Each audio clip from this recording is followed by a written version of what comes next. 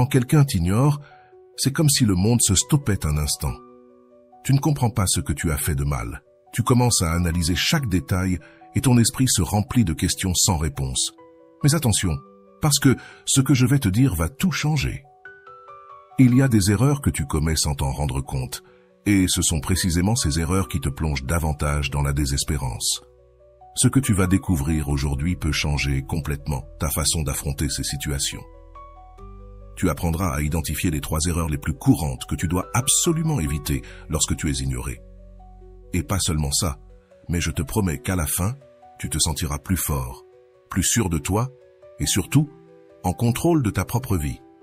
Salut à tous ceux qui nous regardent depuis différentes parties du monde, à tous nos amis de la France, du Canada, de la Belgique, de la Côte d'Ivoire, du Cameroun, des États-Unis et bien sûr au reste de nos frères et sœurs.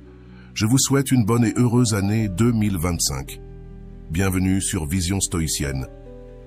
C'est toujours un plaisir de me connecter avec vous, en partageant des idées profondes issues du vaste monde. N'oubliez pas de cliquer sur j'aime, de partager cette vidéo avec vos proches, de vous abonner à notre chaîne et d'activer la cloche de notification pour rester informé de nos contenus les plus récents.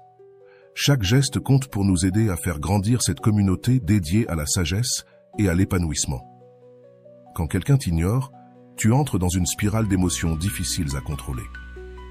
Ce n'est pas seulement l'absence de mots ou de réponses, c'est ce vide qui se crée en toi, cette incertitude qui te ronge parce que tu ne sais pas quoi penser. Mais avant que le chaos ne prenne le dessus, il est important que tu comprennes quelque chose. Tu as le pouvoir de gérer cette situation. Cependant, il y a 3 erreurs que la plupart des gens commettent et qui n'ont pour effet que d'aggraver les choses. Le premier pas consiste à les reconnaître et bien sûr à les éviter à tout prix. Premièrement, tu dois comprendre que la désespérance te rend vulnérable. Il est naturel que tu veuilles une réponse immédiate, mais quand tu agis de manière impulsive, tu ne fais que te montrer faible et dépendant. Le silence de l'autre personne peut t'amener à envoyer des messages, un après l'autre, à la recherche d'une explication qui n'existe peut-être même pas. Mais attention, parce qu'ici vient quelque chose que tu dois bien retenir. Le besoin ne génère jamais de l'attraction, seulement du rejet. Ce qu'il te faut, c'est apprendre à contrôler cet élan et à prendre du recul. Rolando dit quelque chose de fondamental dans ces moments-là. Le non-réponse est déjà une réponse. Le silence ne doit pas briser ton équilibre, il doit le renforcer. Et il a raison. Quand quelqu'un t'ignore, ce n'est pas ta mission de le poursuivre, ni de supplier pour obtenir son attention. Au contraire, c'est le moment de travailler sur toi-même et de démontrer ta valeur par tes actions. Mais le problème réside dans le fait que tu n'es pas habitué à lâcher prise. Et cela te conduit à la 2e erreur. La 2e erreur à éviter est de chercher une validation constante. Tu t'es sûrement rendu compte que lorsque quelqu'un t'ignore, tu deviens obsédé par l'idée d'obtenir une explication. En réalité, cela n'a rien à voir avec eux, mais tout à voir avec toi. Tu as besoin de sentir que tu es assez, que tu comptes, mais tu cherches cela au mauvais endroit. Carl Jung disait que celui qui regarde dehors rêve, celui qui regarde dedans s'éveille. Ce que cela signifie, c'est que lorsque tu te sens ignoré, la dernière chose à faire est de chercher une validation extérieure pour combler ce manque intérieur. Ici entre en jeu un autre point important, mentionné par Rolando. Si quelqu'un ne te donne pas la valeur que tu mérites, ne reste pas à mendier. L'amour-propre n'est pas une option, c'est une nécessité. Arrête d'essayer de prouver ta valeur à quelqu'un qui ne la voit clairement pas. Quand tu poursuis quelqu'un qui t'ignore, ce que tu obtiens, c'est t'éloigner de toi-même, car tu te mets dans une position de dépendance. Et la dépendance détruit l'estime de soi. Le 3e, et probablement le plus nuisible des erreurs, est de permettre au rejet de définir ta valeur. C'est là où tu souffres le plus, parce que chaque fois que l'on t'ignore, tu as l'impression de ne pas être assez. Ton esprit commence à te répéter encore et encore des phrases comme « je ne suis pas assez attirant »,« je ne suis pas assez intéressant » ou pire encore « je ne mérite pas d'amour ». Mais sais-tu quoi? Ces idées sont fausses. Le rejet ne dit rien sur toi, il dit tout sur l'autre personne et son incapacité à te voir pour ce que tu es réellement. Erich Fromm l'explique clairement. L'amour mature est celui dans lequel 2 personnes se reconnaissent, se valorisent et se respectent mutuellement. L'amour immature est dépendant et recherche une validation constante. Si quelqu'un t'ignore, Il est probable qu'il ne soit pas prêt pour le véritable amour et ce n'est pas ta responsabilité. Ici, Rolando revient encore avec cette phrase clé: arrête de mesurer ta valeur en fonction de l'attention que tu reçois des autres. Tu es suffisant, avec ou sans leur approbation. Lorsque tu réussis à intégrer cela, quelque chose d'incroyable se produit. Tu te libères du poids du rejet. Tu cesses de croire que le silence de quelqu'un a le pouvoir de te blesser. Car tu commences à comprendre que ta valeur ne dépend pas du fait qu'on te réponde ou non. Et c'est exactement à ce moment-là que ton énergie change complètement. Tu n'agis plus par désespoir, mais depuis une position de sécurité, et cette sécurité est magnétique. Mais attention, ce n'est pas facile d'arriver à ce point si tu ne travailles pas sur toi-même. Rolando insiste sur le fait que l'amour-propre se construit chaque jour avec de petites actions qui renforcent ta valeur. Autrement dit, si quelqu'un t'ignore, au lieu de te laisser abattre, utilise ce temps pour renforcer ton esprit, ton corps et ton âme. Sors marcher, reprends un hobby, fais de l'exercice et surtout, concentre-toi sur ta croissance. Parce que quand tu grandis, tu deviens irrésistible et tu n'as pas besoin que quelqu'un d'autre valide ce que tu vaux. Imagine un instant.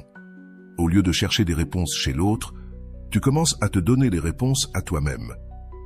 Tu commences à te demander pourquoi tu dépends autant de leur attention, pourquoi leur silence te fait si mal et surtout, comment tu peux te retrouver toi-même. Ici entre en jeu un outil puissant.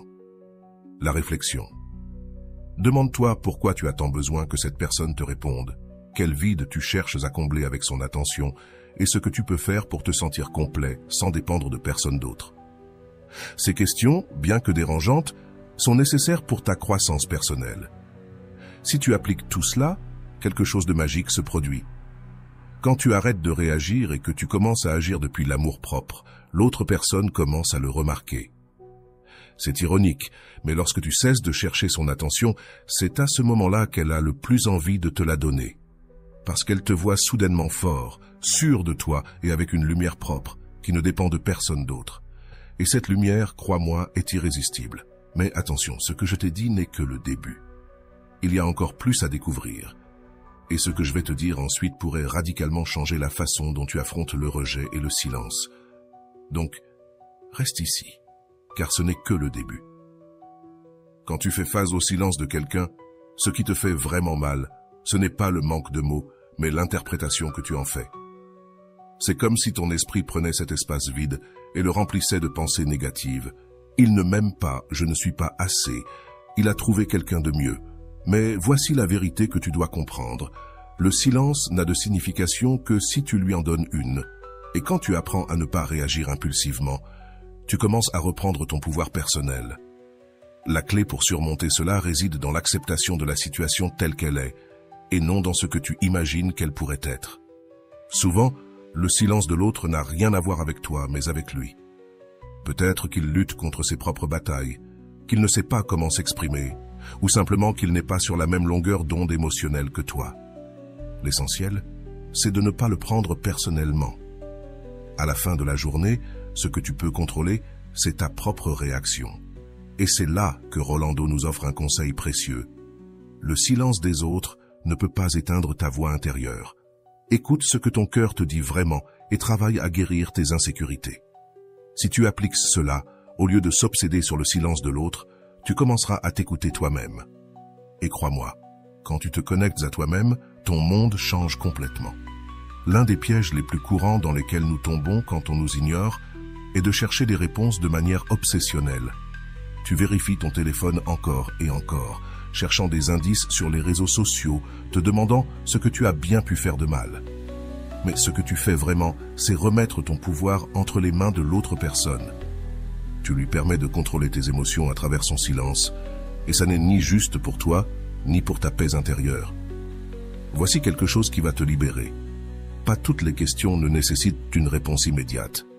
Parfois, le plus grand acte d'amour-propre que tu puisses faire, c'est accepter l'incertitude et faire confiance au fait que, quoi qu'il arrive, tu vas bien. Parce que ta valeur ne change pas selon la façon dont quelqu'un te traite. Ta valeur est quelque chose qui vient de l'intérieur, tu ne la perds pas, parce que quelqu'un ne la reconnaît pas. Cette vidéo t'inspire à changer? Écris en commentaire « Je suis suffisant tel que je suis ». Carl Rogers, l'un des psychologues les plus influents dans le développement personnel, disait que l'acceptation inconditionnelle de soi est la clé de la véritable croissance. Qu'est-ce que cela signifie? Que lorsque tu apprends à t'accepter, à t'aimer et à te respecter, peu importe ce que fait l'autre personne, tu deviens inébranlable. Le silence ne te détruit plus, parce que tu sais qui tu es et ce que tu mérites. Pense à cela. Si quelqu'un ne te donne pas l'attention que tu mérites, veux-tu vraiment que cette personne fasse partie de ta vie? Le silence peut être douloureux, oui, mais c'est aussi une opportunité de filtrer les personnes qui méritent réellement de rester à tes côtés. Rolando résume cela avec cette phrase puissante. Parfois, le rejet est le plus grand cadeau que tu puisses recevoir, car il t'incite à chercher ceux qui te valorisent. À voir les choses sous cette perspective, le silence cesse d'être quelque chose qui te fait mal et devient quelque chose qui t'enseigne. Tu apprends à valoriser ton temps, ton énergie et ton amour, et tu te rends compte que tout le monde ne mérite pas d'avoir accès à toi parce que ton amour est précieux. Et si quelqu'un ne peut pas le voir, alors il ne mérite pas de le recevoir. Maintenant, réfléchis à ta vie. Combien de fois as-tu permis que le silence de quelqu'un te vole ta paix? Combien de nuits as-tu perdu à penser à quelqu'un qui manifestement ne pense pas à toi? Mais voici quelque chose d'important. La personne la plus importante dans ta vie, c'est toi-même. Et quand tu commences à te mettre en premier, tout change. Comme le dit Rolando, l'amour-propre est le meilleur bouclier contre le rejet. Lorsque tu t'aimes, il n'y a aucun silence qui puisse te blesser. Alors, cesse de te concentrer sur ce que l'autre personne ne fait pas et commence à te concentrer sur ce que toi, tu peux faire. Tu peux grandir, tu peux guérir, tu peux devenir la meilleure version de toi-même. Mais quelque chose d'incroyable se produit quand tu arrêtes de réagir au silence des autres. Tu deviens magnétique. Quand les gens voient que tu ne dépends pas de leur attention ni de leur approbation, ils commencent à te voir autrement. Parce que la confiance en soi est irrésistible. Et quand tu apprends à t'aimer, tu n'as pas besoin que quelqu'un d'autre le fasse pour toi. Mais attention, ce que je vais te dire maintenant est crucial pour ta transformation. C'est le moment de cesser de chercher des réponses à l'extérieur et de commencer à chercher à l'intérieur. Demande-toi pourquoi ce silence m'affecte autant. Qu'est-ce que je peux apprendre de cette expérience? Et surtout, comment puis-je renforcer mon amour-propre pour ne plus jamais me sentir ainsi? Souviens-toi, le silence de quelqu'un ne définit pas ta valeur, c'est toi qui le fais. Alors, respire profondément, lâche ce que tu ne peux pas contrôler et concentre-toi sur ce qui compte vraiment, toi-même. Et si tu appliques cela, non seulement tu surmonteras la douleur du rejet, mais tu deviendras quelqu'un de si fort et sûr de lui qu'il n'y aura aucun silence qui puisse t'éteindre. Quand on t'ignore, la première erreur que tu commets sans t'en rendre compte est de courir après l'autre personne. C'est comme courir après quelqu'un qui ne veut pas être rejoint. L'effort se multiplie, mais les résultats disparaissent. Rolando l'exprime clairement lorsqu'il dit « L'absence volontaire est la plus grande déclaration de désintérêt que quelqu'un puisse te faire. » Pourquoi continuer à insister quand l'autre personne t'a déjà donné un signe aussi clair? Cette erreur te place dans une position vulnérable, une position où tu donnes ta valeur à quelqu'un qui la néglige. Et pire encore, au lieu d'obtenir l'attention que tu recherches, tu perds ta propre dignité. Le problème réside dans l'acte de poursuivre. Non seulement tu perds ton intérêt, mais tu perds aussi le sien. Comment peux-tu t'admirer si tu te réduis pour attirer l'attention de quelqu'un d'autre? La deuxième erreur est d'entrer dans une guerre de silence. Parfois, quand quelqu'un t'ignore, tu penses « Si il ou elle m'ignore, moi aussi je vais l'ignorer ». Et oui, cela peut sembler être une tactique puissante, mais en réalité, cela te piège dans un cycle où les deux parties perdent. Tu ne guéris pas, tu ne construis rien de positif, tu ne fais qu'ajouter du poids à un jeu où le silence devient une torture. La psychologue Shannon avertit que le silence prolongé dans les relations n'est pas seulement une absence de mots, mais un outil de punition émotionnelle.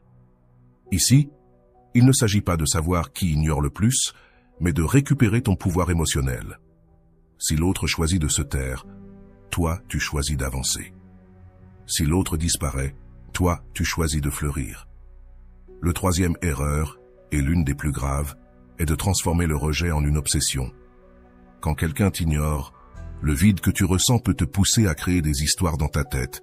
Il ou elle est sûrement occupé, peut-être que quelque chose lui est arrivé, peut-être que ça lui manque, mais il ou elle ne veut pas le montrer. Chaque excuse que tu inventes devient une encre qui te lie à l'espoir de quelque chose qui peut ne jamais arriver. Ici, Rolando est clair. Le rejet n'est pas une invitation à insister, mais une opportunité de libération. Quand tu acceptes la réalité et lâches le besoin de résoudre l'absence, quelque chose d'incroyable se produit. Tu retrouves le contrôle de ta vie. Au lieu de t'obséder pour obtenir l'attention de l'autre, tu commences à reconstruire ta relation avec toi-même. Maintenant, fais bien attention à cela, car cela change tout. Quand quelqu'un t'ignore, tu ne perds pas cette personne, tu perds une illusion. Et c'est ce qui fait le plus mal. Freud expliquait ainsi: la douleur du rejet ne vient pas de ce que l'autre a fait, mais de ce que tu croyais qu'il allait faire. Ce qui fait vraiment mal, c'est le coup porté à ton ego, à tes attentes et à ta vision de ce que cela aurait pu être. L'erreur réside dans le fait de s'accrocher à quelque chose qui n'existe pas. Lorsque tu te rends compte de cela, tu commences à comprendre que le rejet est une bénédiction déguisée. Oui, c'est le cas, car chaque fois que quelqu'un t'ignore, un espace s'ouvre pour que tu prêtes attention à toi-même. Combien de temps passes-tu à t'ignorer pendant que tu attends un message, un appel ou une réponse? Carl Jung disait: ce que tu nies te soumet, ce que tu acceptes te transforme. Combien de temps vas-tu encore nier ta propre importance en attendant quelque chose de quelqu'un d'autre? Chaque minute que tu passes à chercher une explication est une minute que tu pourrais investir en toi-même, dans tes rêves, dans tes objectifs et dans tes propres passions. Le silence de l'autre n'est pas ta responsabilité. Tu ne peux pas contrôler les actions des autres, mais tu peux contrôler ta réaction. C'est là que tu gagnes réellement, dans la décision de ne pas faire du rejet ton histoire principale. Rolando le dit mieux que personne. Ta valeur ne dépend pas de la perception que les autres ont de toi, mais de l'amour que tu te portes à toi-même. Si cette vidéo t'encourage à changer, écris dans la boîte de commentaires « Je suis suffisant tel que je suis ». Alors dis-moi, vas-tu continuer à courir après quelqu'un qui s'éloigne? Vas-tu continuer à te taire, espérant que l'autre parle d'abord? Ou vas-tu cesser de créer des excuses et commencer à te valoriser comme tu le mérites? Parce que c'est là le vrai pouvoir. Lorsque tu cesses de réagir au rejet et que tu commences à répondre à ton propre amour-propre. Mais fais attention, car voici ce que personne ne te dit. Lorsque tu cesses de poursuivre celui qui t'ignore, ton énergie change complètement. Tu deviens magnétique. Les personnes qui t'ignoraient commencent à se demander « Que fait-elle? Pourquoi elle ne me cherche plus ?» Ce n'est pas de la magie, c'est la transformation qui se produit lorsque tu te mets en priorité. Et ici, je veux que tu prêtes attention. Le rejet fait mal, mais il te redirige. Chaque personne qui décide de s'éloigner te rend un service, car tu ne perds pas de l'amour. Tu gagnes de l'espace pour quelque chose de mieux, quelque chose qui te valorise, quelque chose qui te respecte et, surtout, quelque chose qui reste. Quand quelqu'un t'ignore, ton instinct peut être de tenter de le récupérer à tout prix. Mais voici une vérité que peu de gens te disent. Plus tu essaies de te rapprocher, plus la personne s'éloigne. C'est un paradoxe émotionnel qui fonctionne comme un reflet. Plus tu insistes, plus tu montres que tu ne te valorises pas assez. La seule manière de gagner dans ce jeu est d'en sortir complètement. Pense-y, si quelqu'un ne veut pas être dans ta vie, pourquoi devrais-tu lui supplier de rester? C'est ici qu'une phrase puissante de Rolando entre en jeu. Parfois, la meilleure démonstration d'amour est d'ouvrir la porte et laisser partir celui qui veut partir. Ne résiste pas à la réalité, avance. Accepter le silence de l'autre ne signifie pas que tu t'en fiches. Cela signifie que tu as choisi de te respecter davantage toi-même. La véritable paix arrive lorsque tu choisis de lâcher les attentes que tu as créées et que tu fais face à ce qui est, pas à ce que tu veux que cela soit. Chaque fois que tu choisis de respecter ta valeur, tu te rapproches un peu plus de la version la plus forte et authentique de toi-même. Le rejet n'est pas toujours quelque chose de mauvais. Parfois, c'est la leçon la plus précieuse que tu puisses recevoir. Il t'enseigne qui est vraiment avec toi et qui ne l'est pas. Il t'oblige à te regarder dans le miroir et à te demander « Suis-je prêt à me perdre moi-même pour quelqu'un qui ne me valorise pas ?» La réponse devrait être claire « Jamais ». La deuxième erreur d'obséder sur le rejet, c'est qu'ils te volent ton temps et ton énergie. Pendant que tu es là à vérifier si cette personne t'a parlé ou t'a vu en ligne, le monde continue de tourner. Tes rêves, tes objectifs et tes opportunités s'échappent. Rolando le dit directement. Quand tu ignores ton propre chemin en attendant quelqu'un d'autre, la seule vie que tu perds, c'est la tienne. Cette phrase devrait résonner dans ton esprit chaque fois que tu ressens le besoin d'insister. Savais-tu que l'esprit humain a tendance à idéaliser ce qu'il ne peut pas avoir? C'est un mécanisme de défense que ton ego utilise pour se protéger de la douleur. Comme le disait Jung, l'esprit ne supporte pas le vide, alors il le remplit. C'est pourquoi, quand quelqu'un t'ignore, ton esprit transforme cela en quelque chose de plus grand que ce que cela est réellement. Ce n'est pas de l'amour, c'est du manque déguisé. C'est pourquoi, au moment où tu choisis de lâcher cette obsession, quelque chose d'extraordinaire se produit, tu te libères. Tu commences à réaliser que le pouvoir a toujours été dans tes mains. Le silence de l'autre n'a plus de contrôle sur toi, car tu as choisi de t'écouter.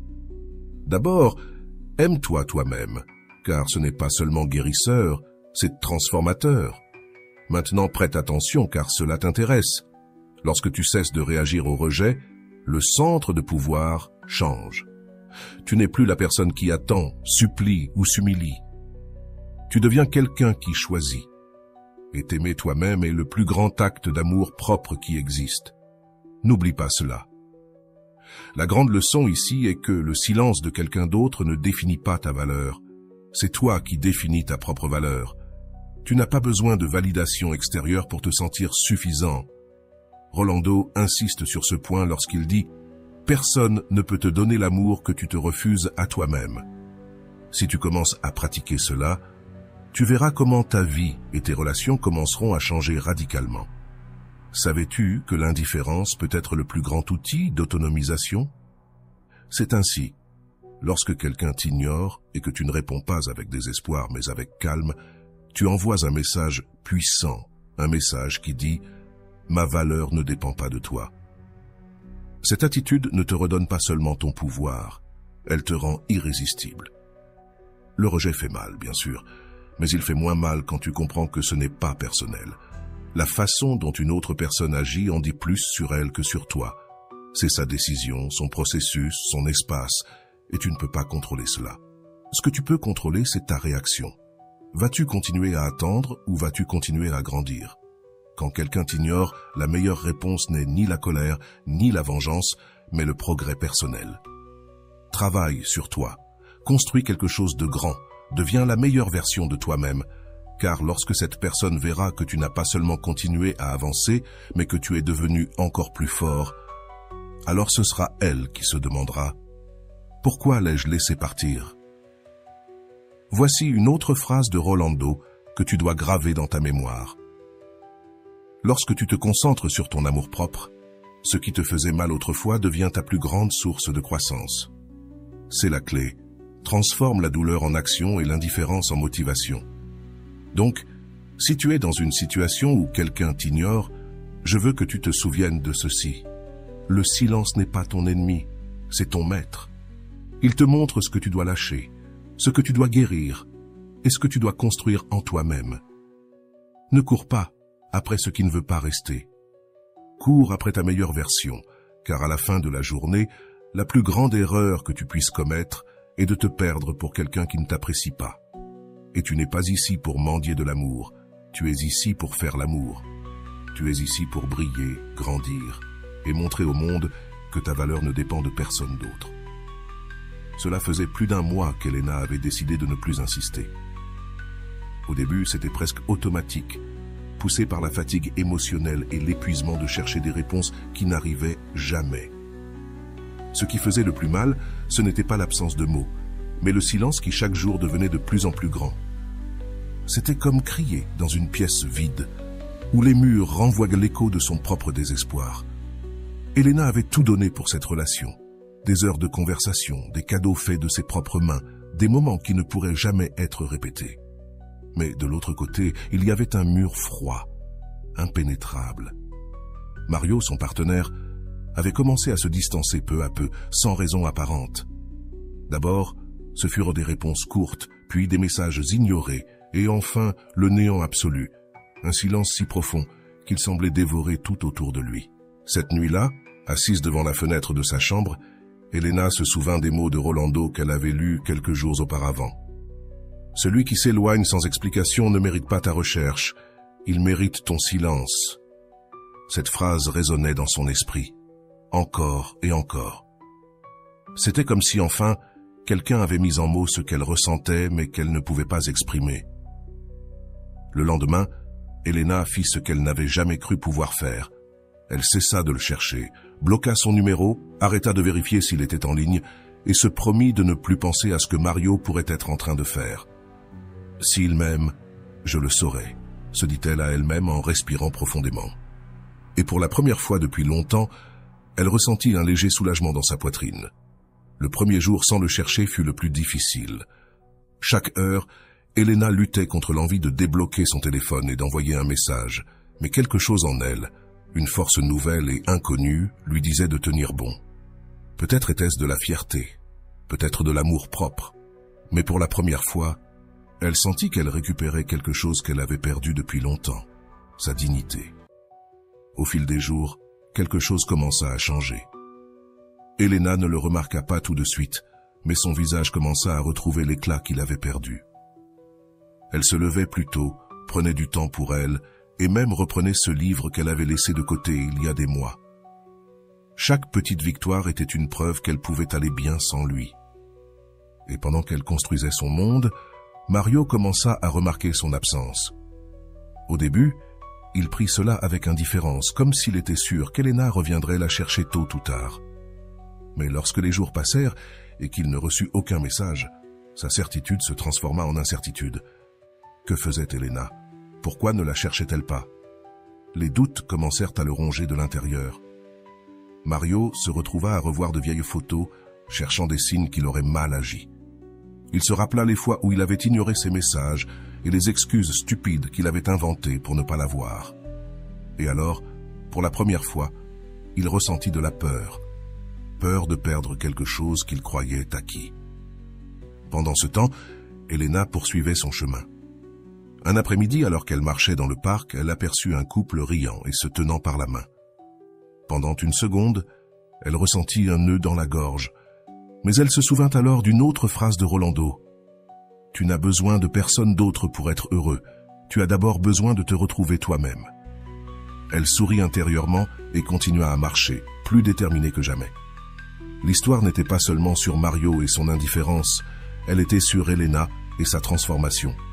Chaque jour, sans le chercher, était un acte d'amour-propre. Chaque nuit où elle parvenait à s'endormir sans larmes était une preuve de sa force. Et chaque pensée qu'elle laissait partir était une victoire silencieuse, mais puissante. Mario, en revanche, se retrouvait de plus en plus pris au piège dans son propre esprit. Il essaya de la chercher plusieurs fois, mais il ne trouva pas le courage. Que lui dirait-il? Qu'il la regrettait? Qu'il s'était rendu compte de son erreur trop tard? Il savait que s'il frappait à cette porte, il ne serait plus accueilli à bras ouverts. Et cette idée le tourmentait. Elena, cependant, ne pensait plus à lui. Ses journées étaient remplies de nouvelles routines, de nouveaux amis et de nouveaux objectifs. Elle s'inscrivit à un cours d'art, commença à courir le matin et planifia même un voyage qu'elle avait toujours rêvé de faire. Chaque pas qu'elle faisait l'éloignait davantage de l'ombre de Mario. Le silence qui auparavant lui faisait mal était devenu son meilleur allié. Il lui apprenait à écouter ses propres pensées, à affronter ses peurs et à construire une version d'elle-même plus forte et libre. Elle n'avait plus besoin des réponses de quelqu'un d'autre car elle avait trouvé toutes celles qu'elle cherchait en elle. Pendant ce temps, Mario ne pouvait pas la sortir de son esprit. Ses amis remarquèrent qu'il lui arrivait quelque chose. « Pourquoi ne la cherches-tu pas » lui demandèrent-ils. Mais Mario n'avait pas de réponse. Il savait qu'il avait franchi une ligne qu'on ne pouvait pas franchir facilement. Il avait perdu Elena, pas lorsqu'elle avait cessé de le chercher, mais lorsqu'il avait cessé de l'apprécier. Une nuit, Mario prit son téléphone et commença à lui écrire un message. Il le supprima et recommença au moins 5 fois. Mais au final, il posa le téléphone de côté et se coucha le visage dans ses mains. Il savait que peu importait ce qu'il dirait, Elena n'était plus la même personne qu'il avait ignorée, De l'autre côté de la ville, Elena dormait paisiblement pour la première fois depuis longtemps. Ses rêves n'étaient pas remplis de doutes ou de larmes. Elle rêvait de l'avenir, de toutes les choses qu'elle voulait accomplir et de la vie qu'elle était enfin en train de construire. Une vie où elle était la protagoniste et personne d'autre. L'histoire d'Elena et Mario n'est pas unique. C'est l'histoire de nombreuses personnes qui apprennent, parfois à travers la douleur, que l'amour-propre sera toujours plus fort que le rejet. Parce que lorsque tu cesses de chercher celui qui ne t'apprécie pas, quelque chose d'incroyable se produit. Tu te retrouves toi-même. Le temps continuait à passer, et avec lui, les blessures d'Elena continuèrent de guérir. Il y avait des moments de nostalgie, oui, mais ils étaient de moins en moins fréquents. Quand une vieille chanson ou un souvenir essayait de la secouer, elle respirait profondément et la laissait partir. Plus de luttes intérieures, plus d'attachement à ce qui n'existait pas. Pendant ce temps, Mario ne trouvait pas la paix. Chaque espace de sa vie semblait avoir l'ombre d'Elena et son absence l'engloutissait. Il essaya de se distraire en sortant avec des amis, en travaillant plus ou en cherchant de nouvelles relations, mais rien ne fonctionnait. Tout semblait vide. Il s'était rendu compte trop tard de ce qu'il avait perdu un après-midi. Mario trouva une vieille photo d'eux ensemble. Il riait, insouciant, lors d'une journée ensoleillée qui semblait parfaite. Il la regarda pendant plusieurs minutes sans bouger et ressentit un poids énorme dans la poitrine. Pourquoi ne l'a-t-il pas valorisée quand il l'avait? Pourquoi n'a-t-il compris son importance que lorsqu'elle n'était plus là? Elena, de son côté, continuait de remporter de petites victoires chaque jour. Un après-midi, alors qu'elle prenait un café avec une amie, celle-ci lui demanda si elle avait eu des nouvelles de Mario. Elena sourit et secoua la tête. « Peu importe, dit-elle fermement, et elle le disait sérieusement.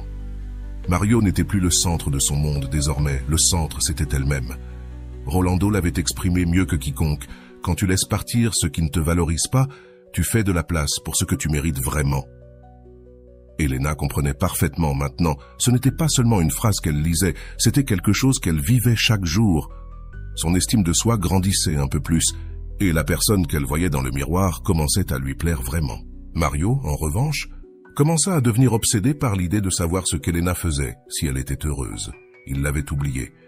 Il essaya de demander à des amis communs, de relire de vieilles conversations, de la recherche sur les réseaux sociaux, mais chaque tentative se terminait en frustration, car tout ce qu'il trouvait était son propre reflet d'insécurité et de regret. Elena ne l'avait jamais bloqué par vengeance. Elle l'avait fait pour sa santé mentale. Elle savait que si elle continuait à regarder son profil, elle se raccrocherait à une idée qui n'existait plus. On ne peut pas construire un futur si l'on continue à regarder en arrière, se rappela-t-elle les mots de Rolando, et c'était vrai. Le passé devait rester là où il appartenait, derrière. Un jour, alors qu'elle se promenait dans le parc avec son café, elle vit un couple se disputer. Le garçon semblait distant, distrait, tandis que la fille essayait de le faire écouter. Elena sourit avec un soupçon de nostalgie. Ce n'était plus son problème. Elle avait appris que personne ne mérite de courir après quelqu'un qui ne vous écoute pas. Petit à petit, Elena commença à apprécier son temps en solitude. Les dimanches, qui semblaient interminables, étaient désormais des jours d'auto-soin. Elle achetait des fleurs pour elle-même, cuisinait ses plats préférés et se perdait dans des livres qui la faisaient rêver. Être seule n'était plus une torture, c'était devenu un choix conscient. Mario, de son côté, commença à ressentir le poids de sa solitude. Ce qui le faisait le plus souffrir, ce n'était pas le manque de messages, mais le silence assourdissant qui l'entourait. Il se souvint des fois où il avait ignoré Elena, ou l'avait traitée comme une option. Maintenant, c'était lui qui ressentait ce qu'elle avait enduré. Lorsqu'il décida finalement de la chercher, il ne trouva pas les mots. Il écrivit plusieurs messages, mais aucun ne semblait convenir. Il tenta avec un « Comment ça va ?» Zrenia, mais il le supprima instantanément. Il savait qu'Elena ne répondrait pas comme il l'espérait, car la femme qu'il avait ignorée n'existait plus. Elle était désormais quelqu'un de plus fort, quelqu'un qui n'avait plus besoin de lui. Elena ne se rendit jamais compte que Mario voulait la chercher, et si elle l'avait su, cela ne l'aurait pas affectée. Sa vie était remplie de projets, de plans et de nouvelles personnes qui s'avèrent la valoriser. Il n'y avait plus de place pour des regrets étrangers. Ce qui était arrivé, se répétait-elle souvent. Une nuit, alors qu'Elena se préparait à dormir, elle regarda le plafond et pensa à tout le chemin parcouru. Ce n'était pas facile, elle avait dû lutter avec ses émotions, sa dépendance émotionnelle et ses peurs. Mais au bout du tunnel, elle avait trouvé la lumière, elle-même. Mario, de son côté, resta avec la leçon la plus douloureuse de toutes. Parfois, on perd ce qu'on a de plus précieux parce qu'on refuse de le voir quand on l'a. L'obsession pour Elena n'était que le reflet de ce qu'il n'a jamais pris soin de préserver. Et il le savait très bien. C'était quelque chose avec quoi il devrait vivre. Elena comprit que le rejet ne définit jamais sa valeur. Ce qui définit qui tu es, c'est ce que tu fais de ce rejet. Au lieu de s'effondrer, elle l'utilisa pour grandir, pour renaître et pour devenir la meilleure version d'elle-même. Car l'amour-propre sera toujours plus puissant que tout rejet. Pendant ce temps, Mario, pris dans le « j'aurais dû », j'aurais appelé, j'aurais été plus présent, j'aurais été mieux, mais il était trop tard, car Elena n'attendait pas. Elena vivait, et cela, c'était ce qui le faisait le plus souffrir. L'histoire d'Elena et Mario n'était pas seulement une histoire d'amour et de désamour, c'était une histoire sur l'importance de se respecter soi-même, de savoir quand lâcher prise et d'apprendre à se valoriser, même quand les autres ne le font pas. Car celui qui ne te valorise pas ne mérite ni ton attention ni ton temps. Cette nuit-là, alors qu'Elena dormait paisiblement, Mario se rendit compte de quelque chose qui le maintiendrait éveillé. Le rejet qui lui faisait mal n'était pas celui d'Elena, mais celui qu'il s'était lui-même attiré en ne sachant pas prendre soin d'elle lorsqu'il en avait l'occasion. Elena continua à avancer sans regarder en arrière. Chaque jour, sa vie se remplissait de petites victoires, de nouveaux objectifs atteints, d'amitié sincère et surtout de paix. Il n'y avait plus de doute, plus de vide. Et le plus important, il n'y avait plus de besoin de chercher de validation chez ceux qui ne s'avéraient pas l'apprécier. Elle comprit que l'amour ne se mendie pas, ni ne se quémande. L'amour se reçoit librement ou ce n'est pas de l'amour. De son côté, Mario continuait sa lutte intérieure. En silence, il observait comment le temps passait et comment le monde autour de lui continuait de tourner. Mais lui, il était figé. Parfois, il croyait qu'une excuse suffirait pour récupérer ce qu'il avait perdu, mais chaque tentative de se rapprocher le paralysait, car au fond de lui, il savait qu'Elena n'était plus la même personne qu'il avait laissé partir. Le changement le plus douloureux pour Mario fut de se rendre compte qu'il avait été remplacé, non pas par quelqu'un d'autre, mais par l'amour propre d'Elena.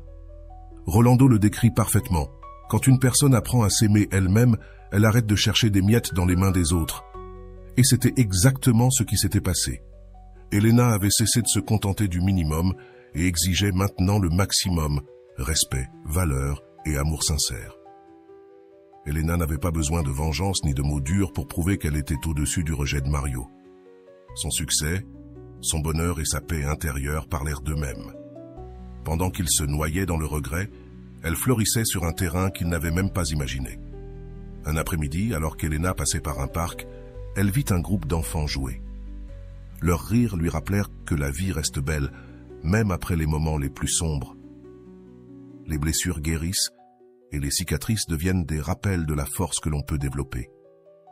Elle s'arrêta, ferma les yeux un instant et sourit. Tout ce qu'elle avait vécu, même la douleur, l'avait menée jusqu'ici. Mario, en revanche, continuait de regarder la vieille photo qu'il gardait sur son téléphone, la même où il souriait sans imaginer qu'un jour tout serait perdu. Il ressentit un nœud dans l'estomac et se demanda ce qui se serait passé s'il avait agi différemment. Mais il était trop tard. Les opportunités n'attendent pas, et quand on les laisse passer, elles sont perdues à jamais. Elena comprit finalement que ce n'était pas un rejet, c'était une leçon.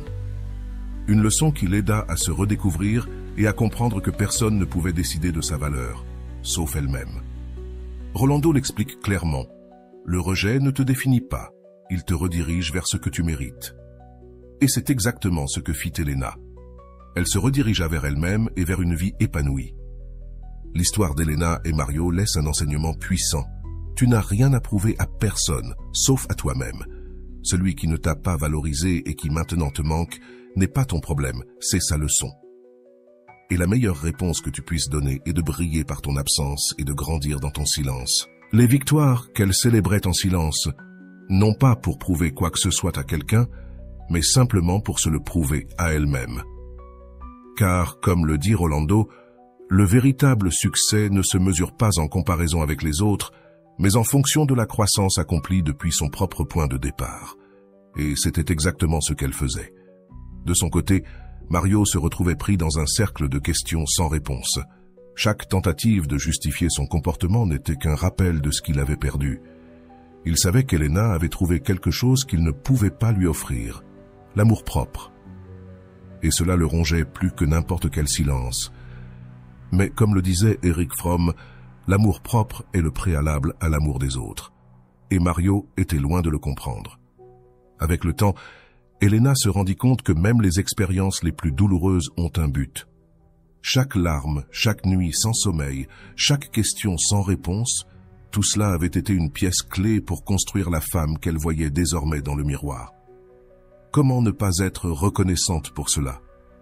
Elle ne regardait plus en arrière avec rancune, mais avec gratitude, car ses cicatrices lui avaient appris à mettre sa paix avant tout. Mario, quant à lui, restait prisonnier de ses remords, incapable de faire un pas en avant. Mais Elena savait que ce n'était plus son fardeau à porter. Elle avait cessé de se soucier des décisions de Mario, car ce n'était plus sa responsabilité.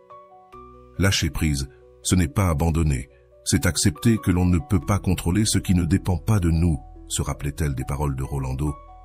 Et ces paroles étaient sa boussole dans chaque décision. Un jour, alors qu'elle méditait dans son endroit préféré, Elena eut une révélation. Elle n'avait besoin de personne pour se compléter, car elle était déjà complète. Tout ce qu'elle cherchait chez les autres, elle l'avait trouvé en elle-même. Elle était libre, authentique et capable d'affronter le monde avec un sourire qui témoignait de sa résilience. Cette paix intérieure était un trésor que rien ni personne ne pourrait lui prendre. Mario, en revanche, était condamné à apprendre la leçon la plus dure de toutes. Le temps ne s'arrête pas. Les occasions perdues ne reviennent pas. Et ceux qui ne se valorisent pas finissent par trouver leur chemin loin de ceux qui ne savaient pas les chérir. Et même s'il voulait réparer son erreur, il comprit qu'il n'avait plus de place dans la vie d'Elena. Finalement, Elena n'eut besoin ni de revanche, ni d'excuses pour être en paix. Son histoire prouvait que lorsque l'on choisit son bien-être avant tout, les pièces du puzzle commencent à s'assembler d'elles-mêmes. Et même si Mario restait un chapitre clos dans sa vie, elle continuait à écrire une histoire bien plus brillante et libre de toute contrainte. Alors, je te pose la question. Qu'es-tu prête à lâcher pour retrouver ta paix? Quel pas peux-tu faire aujourd'hui pour arrêter d'attendre ce qui ne viendra pas et commencer à construire ce que tu mérites vraiment? Laisse-moi tes réflexions en commentaire, car je veux savoir comment tu choisis ton propre bien-être. L'histoire d'Elena et Mario est, en essence, un reflet de la nature humaine face au rejet et à la reconstruction. En analysant l'évolution d'Elena, nous voyons un exemple parfait de ce qui se passe lorsque quelqu'un choisit son amour propre au lieu de la validation extérieure. La psychologie nous dit que le rejet ne blesse pas seulement l'ego, mais touche aussi nos insécurités les plus profondes. Carl Jung disait « Ce que tu nies te soumet, ce que tu acceptes te transforme ». Elena a accepté sa douleur, l'a transformée en force et a cessé de chercher à l'extérieur ce qu'elle devait trouver en elle-même. Le silence de Mario, de son côté, nous enseigne une autre perspective, le regret et l'idéalisation. Souvent, celui qui rejette ne reconnaît la valeur de l'autre que lorsqu'il est trop tard. Rolando le décrit avec précision. Le rejet laisse des cicatrices qui ne guérissent pas quand c'est ton orgueil qui agit et non ton cœur. Mario a vécu les conséquences de ne pas avoir valorisé ce qu'il avait devant lui. Cette histoire nous invite à réfléchir à ce que nous perdons par manque d'action et comment l'indifférence peut être l'une des plus grandes leçons de la vie. Maintenant, je m'adresse à toi. Si tu te trouves dans une situation où quelqu'un ne t'a pas valorisé, il est temps de répondre par des actions, pas par des paroles. Mais il ne s'agit pas de vengeance, mais de croissance personnelle. Demande-toi ceci. Quelles émotions te génère le rejet? Est-ce de la douleur, de la colère ou de la déception? Comment peux-tu transformer cette douleur en une opportunité pour travailler sur toi-même? Cherches-tu une validation extérieure parce que tu doutes de ta propre valeur? Te rends-tu compte qu'en cessant d'attendre quelque chose d'eux, tu leur rends leur responsabilité? Quelle version de toi-même pourrais-tu construire si tu redirigeais ton énergie vers ta propre croissance? Ces questions, inspirées de la méthode socratique, t'aideront à creuser profondément dans tes émotions et à trouver des réponses que tu n'as peut-être pas encore trouvées. Rolando le rappelle toujours, les réponses sont en toi. Il suffit d'oser les chercher sans peur. Elena n'est pas seulement un exemple de résilience, mais une représentation de ce qui se passe quand on affronte le rejet avec sagesse et amour-propre. Mario, de son côté, nous montre le coût émotionnel de ne pas valoriser quelqu'un tant qu'il est là. Ce contraste nous invite à regarder à l'intérieur de nous-mêmes et à analyser nos relations. Agissons-nous comme Elena, en priorisant notre paix, ou comme Mario, en laissant passer des opportunités jusqu'à ce qu'il soit trop tard? C'est une question essentielle que nous devrions tous nous poser lorsque nous réfléchissons à nos relations. D'un point de vue psychologique, le rejet active les mêmes zones du cerveau que la douleur physique. Selon des recherches récentes, cela explique pourquoi il est si intense et difficile à gérer. Mais voici la clé. Ce n'est pas le rejet qui définit ta vie, c'est la façon dont tu choisis d'y répondre. Rolando l'explique parfaitement. Quand tu choisis ton bien-être avant l'orgueil ou le besoin d'être accepté, tu ne te contentes pas de guérir, tu construis une vie qui ne dépend pas de la validation extérieure. C'est exactement ce qu'Elena a fait, et ce changement de mentalité a tout changé. Pense-y. Combien de fois as-tu permis que le rejet de quelqu'un définisse ton estime de toi? As-tu réalisé qu'en faisant cela, tu donnais ton pouvoir à une autre personne? Demande-toi, que fais-tu aujourd'hui pour récupérer ce pouvoir? Comment peux-tu commencer à construire ta valeur de l'intérieur? Les réponses à ces questions ne sont pas toujours faciles, mais elles sont nécessaires pour avancer. Carl Rogers disait que l'acceptation inconditionnelle de soi-même est le premier pas vers toute forme de croissance. Alors, es-tu prêt à t'accepter complètement, même avec tes blessures et tes défauts? L'histoire d'Elena nous enseigne aussi le pouvoir du silence. Ne pas chercher de réponse, ne pas essayer de convaincre quelqu'un de ta valeur, c'est en soi un acte d'autonomisation. Rolando dit, « Le silence n'est pas seulement un outil de paix, c'est une déclaration que ta valeur n'est pas en discussion. » C'est quelque chose que Mario n'a compris que trop tard. L'absence d'Elena lui a montré que toutes les occasions n'attendent pas d'être sauvées, et c'est là sa plus grande leçon. Lorsque tu transformes le rejet en une opportunité de croissance personnelle, quelque chose d'extraordinaire se passe. Tu commences à attirer ce que tu mérites vraiment, parce que tu ne te contentes plus de moins. Elena ne s'est pas simplement remise, elle s'est réinventée. Et c'est le message le plus puissant de cette histoire. Que peux-tu apprendre de ta douleur? Comment peux-tu l'utiliser comme un catalyseur pour devenir une meilleure version de toi-même? Ce ne sont pas des questions rhétoriques, ce sont des défis que je t'invite à relever dès aujourd'hui. Rolando insiste également sur un point crucial. L'amour-propre n'est pas seulement un concept, c'est une pratique quotidienne. Chaque décision que tu prends en faveur de ton bien-être est une déclaration d'amour envers toi-même. Elena a appliqué cela à chaque étape qu'elle a franchie, depuis le fait de ne plus chercher Mario jusqu'à la construction d'une vie pleine de sens et de but.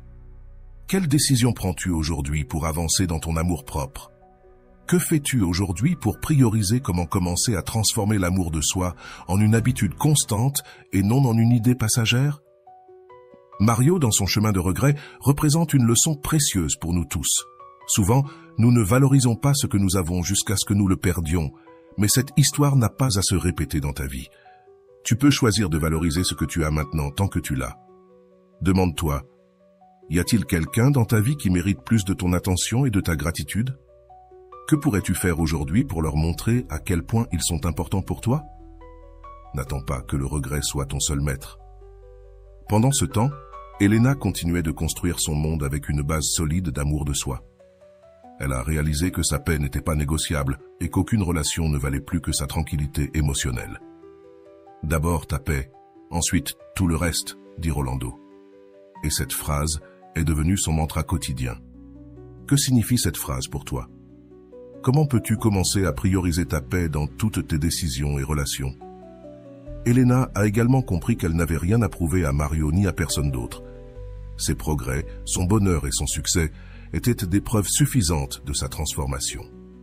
Cela nous mène à une question importante. Quels accomplissements laisses-tu de côté parce que tu attends encore la validation des autres? Combien de victoires personnelles as-tu ignorées parce que tu pensais qu'elles n'étaient pas suffisantes? Il est temps de commencer à reconnaître tout ce que tu as déjà accompli. D'autre part, Mario nous rappelle que le regret est un sentiment puissant, mais pas toujours productif. À quoi sert de te lamenter sur ce que tu n'as pas valorisé si tu ne utilises pas cette leçon pour changer? C'est quelque chose que nous pouvons apprendre de lui. Le changement commence par l'action, pas par la culpabilité. Que peux-tu faire aujourd'hui pour t'assurer de ne pas répéter les mêmes erreurs dans tes relations actuelles? L'histoire d'Elena et Mario n'est pas seulement une leçon sur les relations, c'est une invitation à regarder en nous-mêmes et à remettre en question nos priorités. Qu'est-ce que tu mets au-dessus de ta paix? Quelles relations, habitudes ou pensées dois-tu laisser partir pour commencer à vivre une vie plus épanouie? Ce sont des questions qui nécessitent du courage pour être répondues, mais ce sont aussi celles qui génèrent les plus grandes transformations. Et voilà. J'espère que vous avez trouvé beaucoup de valeur dans cette vidéo. Merci d'être resté jusqu'à la fin de cette vidéo. J'adore quand vous faites ça. Si vous voulez une autre vidéo sur ce sujet, écrivez en commentaire « J'en veux encore plus ». J'espère vous revoir dans une autre vidéo.